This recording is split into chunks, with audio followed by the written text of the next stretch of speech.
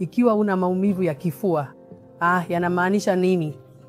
Inamaanisha kwamba moja ya mishipa ya damu inaziba, inabanwa na inakupa ishara.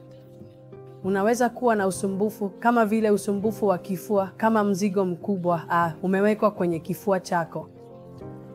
Inaweza kuambatana na jasho, kizunguzungu, ugumu wa kupumua, kuhisi dhaifu sana. Hizi ni dalili ambazo zinaonyesha kwamba shambulio la moyo linaendelea na linatokea na kukuathiri. Kunaweza kuwa na usumbufu wa kifua pamoja na maumivu yanayosambaa kwenye taya na mikono. Kwa hivyo usipuuze dalili hizi. Dalili hizi ni muhimu sana na usizipuuze. Unachopaswa kufanya unapokuwa na dalili hizi ni, iwapo uko nyumbani na uko peke yako nyumbani, tafuta Disprin. Vidonge vya Disprin vinapatikana katika kila kaya. Chukua vidonge viwili vya Disprin, viyeyushe kwenye maji na unywe. Kama una statin, kidonge cha statin kilichopo nyumbani, tafadhali chukua hiyo statin.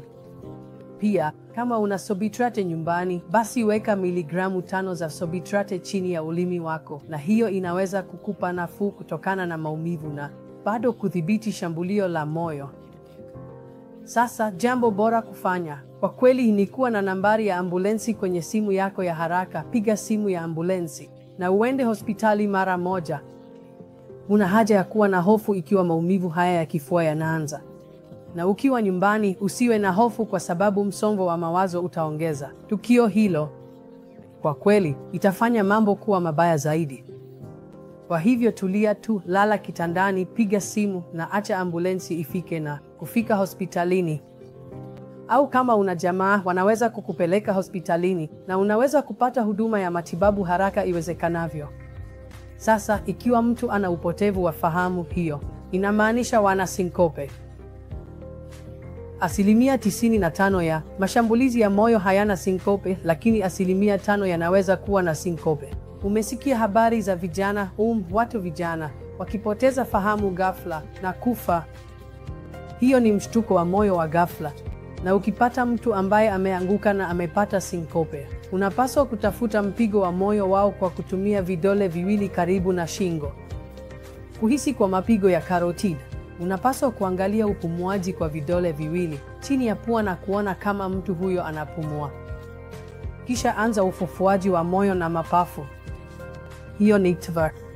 KVR huokoa maisha. Aina yoyote ya KVR ni bora kuliko kutofanya KVR kabisa. Iwapo una kifaa cha AED defibrillator ya nje ya kiotomatiki karibu nawe, maisha yanaweza kuokolewa kwa njia bora zaidi. Sasa, AED ni nini?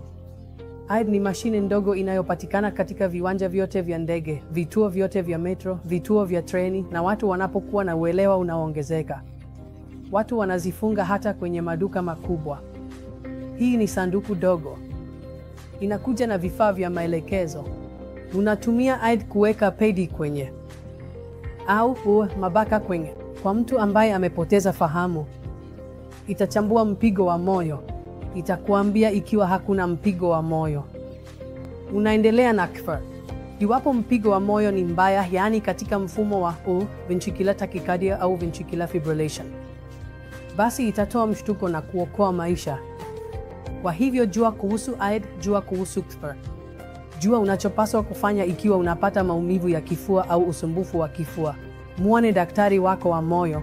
Tembelea daktari wako wa moyo. Kufanya uchunguzi wa afya wa kuzuia ni njia bora zaidi ya kujiepusha na aina yoyote ya janga linaloweza kutokea. Mstari njiani. Asante sana kwa uvumilivu wako.